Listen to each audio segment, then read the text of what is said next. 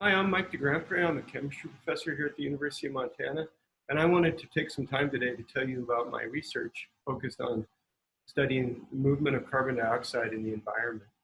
You guys all know that CO2 is an important greenhouse gas, and it's created by the combustion of fossil fuels.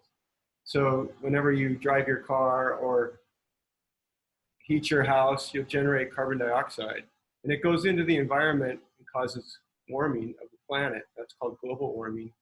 And so it's of great interest to understand where CO2 is going in the environment. It turns out that the oceans take up a lot of the carbon dioxide that we emit to the atmosphere. And so we want to understand how the oceans regulate that process. So what we have developed here in my lab is a CO2 sensor called a SAMI. These are submersible autonomous moored instruments. And what they do is they measure CO2 when you put this underwater. And if you can see in the center part of this, there's a membrane, a coiled membrane right there. That's the part that senses CO2. If you can use a pH indicator in that membrane, you can detect the changes of CO2 as the color of the indicator changes. So I have this handy bottle of indicator right here that I can change the color of if I have a source of CO2. So is there any sources of CO2 around here that we could possibly use? My breath. So let's try that.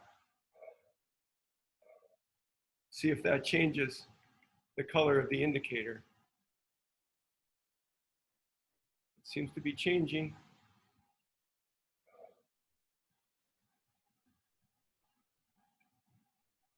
It's yellow right now to me. You probably can't see that very well. Now it's turning a lot more yellow.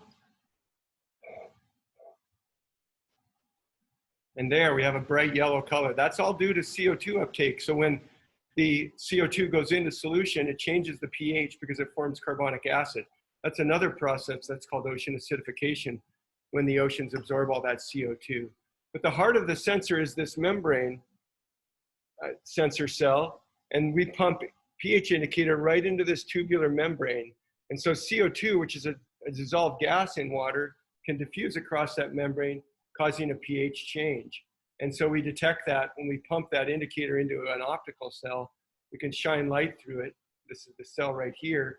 We can shine light through it and detect that color change.